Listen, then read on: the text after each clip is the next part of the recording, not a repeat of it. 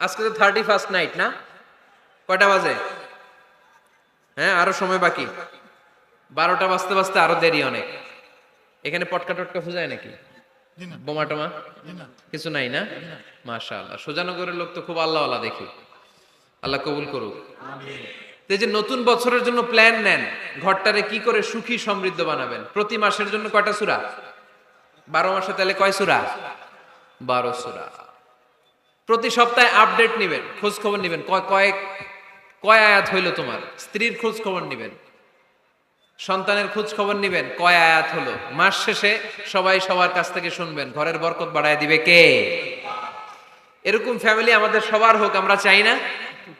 হ্যাঁ, স্ত্রী তার স্বামীকে কোরআন তেলাওয়াত করে শোনায়, স্বামী তার স্ত্রীকে কোরআন তেলাওয়াত করে শোনায়, বাবা তার সন্তানকে কোরআন তেলাওয়াত করে শোনায়, সন্তান তার বাবাকে কোরআন তেলাওয়াত করে শোনায়। আপনার ছেলে মেয়েরা যখন কোরআন পড়ে আওয়াজ করে পড়তে বলেন, যাতে ভুল হলে শুধরে দিতে পারেন। এবং প্রতি মাসে যেই সূরাটা মুখস্থ করবেন, ওই সূরাটা তাদাব্বুরে কোরআন করতে হবে, অর্থ জানতে হবে। মাতৃভাষায় কোরআনের অর্থ জানার দরকার আছে না নাই? তাহলে ঘরে কোরআন তেলাওয়াত করবেন।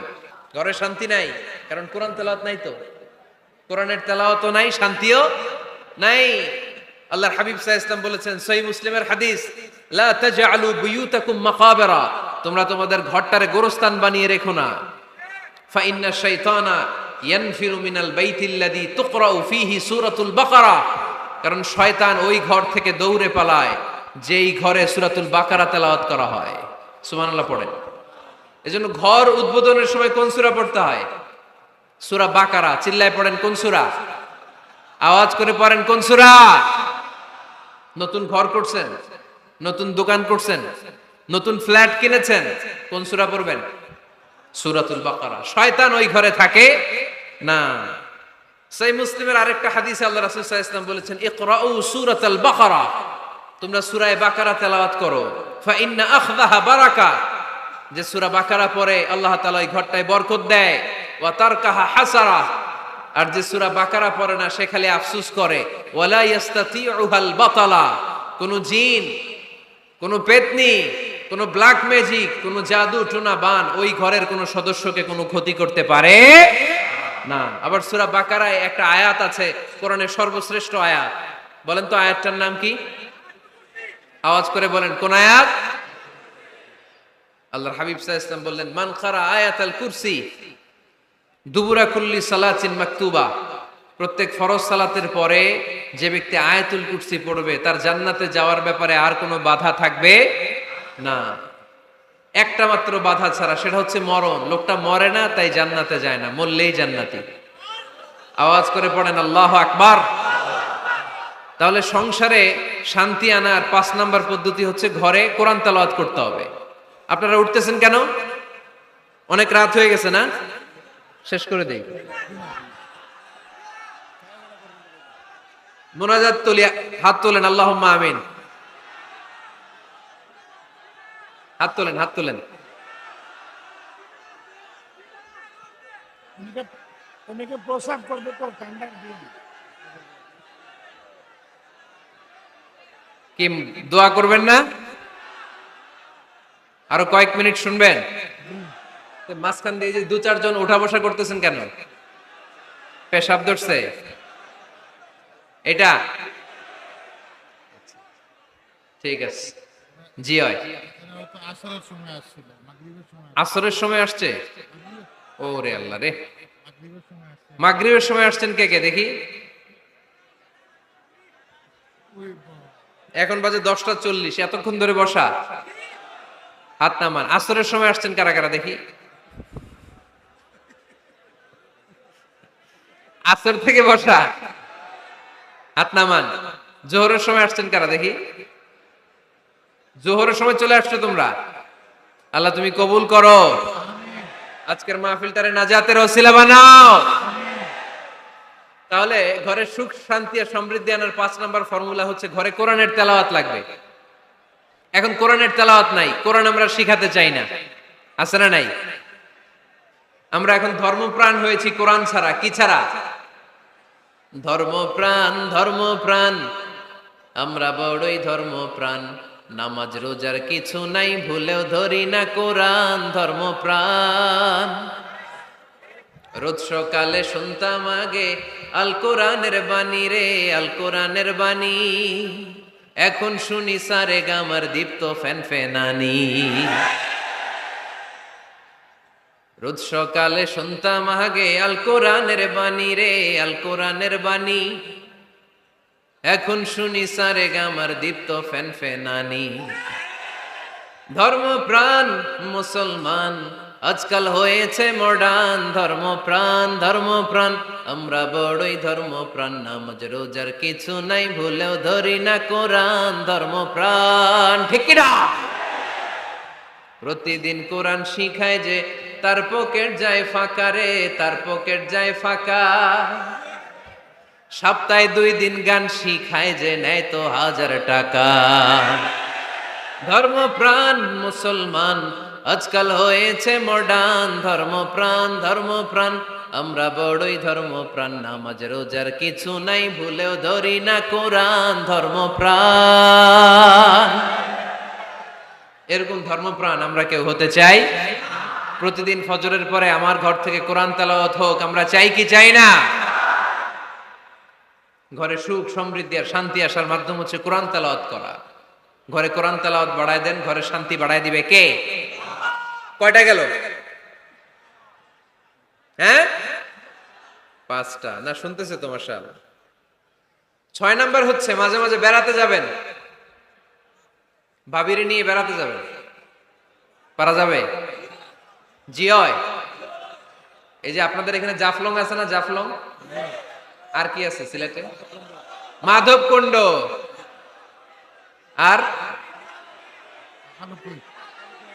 হাকালুকি, সবচেয়ে বড় হাওর বাংলাদেশে। আমি গিয়েছিলাম একবার। এই হাকালুকিতে যে 2 জন হারায় যাবেন, 2 জন 2 দিকে। পারা যাবে? যাবেন। আল্লাহ রাসূল সাল্লাল্লাহু আলাইহি ওয়াসাল্লাম যেতেন, স্ত্রীদেরকে নিয়ে মরুভূমিতে বেড়াতে যেতেন, আউটিং এ যান, মাঝে মাঝে ফ্যামিলি ট্যুরে যান। কুল সিরু ফিল আরদ সুম্মা আনজুরু কাইফা কানা আকিবাতুল মুকাজ্জিবিন। জমিনে ঘুরে বেড়াও আর দেখো মিথ্যাবাদীরা পৃথিবীতে কি করেছে আর তাদের সাথে আমি কি আচরণ করেছি। ঠিক কি না? সুযোগ হলে মিশরে যান, ফেরাউনের লাশ দেখে আসেন। কারুনের বাড়িতে যান, ধ্বংসস্তূপ দেখে আসেন। পারলে জর্ডানে যান, মৃত সাগর দেখে আসেন। সমকামিতার কারণে লূত আলাইহিস সালামের কওমের লোকদেরকে আল্লাহ জমিন থেকে উঠিয়ে একটা আঘাত করেছেন জমিনে। ফাজআলনা আলিয়াহা সাফিলাহা, জমিনের উপরের মাটিকে আমি নিচে ঢুকিয়েছি, নিচের মাটিকে আমি উপরে ঢুকিয়েছি। উপর থেকে শিলা আর প্রস্তর বৃষ্টি নাজিল করে পুরো জমিনটারে আমি মাসাকার করে দিয়েছি। ওইখানে এখন ডেড সি, লোহিত সাগর, মৃত সাগর। ওখানে কোনো মাছ জন্মায় না, কোনো কাঁকড়া জন্মায় না, ব্যাং জন্মায় না, কিচ্ছু জন্মায় না। লবণের ডেনসিটি, ঘনত্ব এত বেশি, ওখানে কোনো মানুষ ডুবেও না। গজবের জায়গা। সুযোগ হলে দেখে আসেন। টাকা পয়সা ভালো থাকলে সময় হলে প্রায় ফ্যামিলি মেম্বারদেরকে নিয়ে উমরায় যান। কই যাবেন? উমরায় যান। নবদম্পতি যারা বা রিসেন্টলি তোমরা যারা বিয়ে করতে যাচ্ছ, you are going to be a new couple, পারলে তোমাদের হানিমুনটা উমরায় সেরে ফেলো। পারা যাবে না? স্বামী স্ত্রী 2 জনে মিলে মক্কায় চলে যাও, আল্লাহর ইবাদত, আল্লাহর ঘরে সিজদা দিয়ে নতুন জীবনটাকে নতুন ভাবে শুরু করো। বরকত দিবে কে? তাহলে ঘরে বা ফ্যামিলিতে সুখ সমৃদ্ধি নিয়ে আসার 6 নাম্বার মাধ্যম হচ্ছে আউটিং এ যাওয়া, মাঝে মাঝে বেড়াতে যাওয়া। আল্লাহ রাসূল সাল্লাল্লাহু আলাইহি ওয়াসাল্লাম বেড়াতে যেতেন, সফরে স্ত্রীদেরকে নিয়ে যেতেন। সহিহ বুখারীর বর্ণনা, কানা রাসূলুল্লাহ সাল্লাল্লাহু আলাইহি ওয়াসাল্লাম ইযা আরাদা সাফারান আকরা বাইনা আজওয়াজিহি। আল্লাহ রাসূল সফর করলে কোন স্ত্রীকে নিয়ে যাবেন তিনি স্ত্রীদের নাম লিখে লটারি করতেন। সুবহানাল্লাহ নাই? কি করতেন? কোরআ, আরবিতে বলে কোরআ, বাংলায় বলে লটারি। এই লটারি জায়েজ, এই লটারি জায়েজ আছে। স্ত্রীদের নাম লিখে কোরআ করতেন, লটারি। যার নাম আসতো তাকে নিয়ে আল্লাহর হাবিব সাল্লাল্লাহু আলাইহি ওয়াসাল্লাম সফরে বেরিয়ে যেতেন। সফরে স্ত্রীদের সাথে দৌড়াদৌড়ি করতেন। সুবহানাল্লাহ পড়বেন না? আম্মা জান আয়েশা রাদিয়াল্লাহু তাআলা আনহাকে আল্লাহর হাবিব সাল্লাল্লাহু আলাইহি ওয়াসাল্লাম এত ভালোবাসতেন, আল্লাহর হাবিব সাল্লাল্লাহু আলাইহি ওয়াসাল্লাম বলতেন, আয়েশা চলো দৌড়াদৌড়ি করি। ওই যে দেখা যায় খেজুর গাছ, চলো কে কার আগে যেতে পারে। দুইজন দৌড়ালেন। বিয়ের প্রথম দিকে আম্মাজান আয়েশা রাদিয়াল্লাহু তাআলা আনহা ফার্স্ট হয়ে গেলেন, কারণ তখন তিনি চিকন ছিলেন, এত মোটা ছিলেন না। আবার অনেক বছর পরে আরেক সফরে যখন আম্মাজান আয়েশা সফরে লটারিতে নাম আসলো, ওই সফরে আবার আল্লাহর হাবিব সাল্লাল্লাহু আলাইহি ওয়াসাল্লাম বললেন, আয়েশা চলো আজকেও দৌড়াদৌড়ি করি। দুইজন দৌড় দিলেন। এবার আর আম্মাজান আয়েশা রাদিয়াল্লাহু তাআলা আনহা জিততে পারলেন না, যেহেতু মোটা হয়ে গেছেন। আল্লাহ রাসূল সাল্লাল্লাহু আলাইহি ওয়াসাল্লাম দৌড়ে গাছ ধরে ফার্স্ট হয়ে গেলেন। সুবহানাল্লাহ পড়েন। আম্মাজান আয়েশা এবার রাগ করে বসে আছেন। আল্লাহর হাবিব সাল্লাল্লাহু আলাইহি ওয়াসাল্লাম বললেন, হাযিহি সাবকাতু বিতিলক, ওই যে কয়েক বছর আগে আয়েশা একদিন রাতে তুমি আমারে হারায় দিছিলা, আজকে তোমারে হারাইয়া ওটার প্রতিশোধ তুলে নিলাম। সুবহানাল্লাহ পড়তে পারলেন না? কি ভালোবাসাবাসী ছিল, কি খুনসুটি ছিল, কি আদর্শ আগের সমৃদ্ধ সুখী শান্তির একটা সংসার ছিল বিশ্বনবী সাল্লাল্লাহু আলাইহি ওয়াসাল্লামের। তিনি স্ত্রীদের সাথে খোশ গল্প করতেন, বিনোদন করতেন, হাসি ঠাট্টা করতেন। তবে এই বিনোদন ছিল সুস্থ বিনোদন, এই রসিকতা ছিল সুস্থ রসিকতা, ঠিক কিনা? আমরা এটা করতে চাই না। অনেকের চেহারা, আমাদের চেহারার মধ্যে কোনো হাসি নাই, খালি রাগ আর রাগ, আছে না নাই? অনেকে দেখবেন 5 বছরও একবারও হাসে নাই। সুজানগরে আলহামদুলিল্লাহ এরকম নাই। সুজানগরে এই যে সবাই হাসতেছে, সবার মুখে হাসি। হাসবেন, মুচকি হাসবেন, মুচকি হাসি দেওয়া সুন্নাত। আর মুচকি হাসতে পয়সা লাগে না। পয়সা লাগে তো হাসেন না কেন? মুচকি হাসেন, হাসি দেওয়া সুন্নাত। তো তাহলে 6 নাম্বার যে পদ্ধতি আমরা পেলাম ঘরে সুখ শান্তি আনার, মাঝে মাঝে ফ্যামিলি মেম্বারদেরকে নিয়ে আমরা হাকালুকি হাওড়ে হারিয়ে যাব, আমরা মাধবকুণ্ড বেড়াতে যাব, আমরা জাফলং এ যাব, পারলে আমরা কক্সবাজার সমুদ্র সৈকতে যাব, যেমনটি আল্লাহর হাবিব সাল্লাল্লাহু আলাইহি ওয়াসাল্লাম স্ত্রীদেরকে নিয়ে বেড়াতে যেতেন। ইনশাআল্লাহ পড়েন।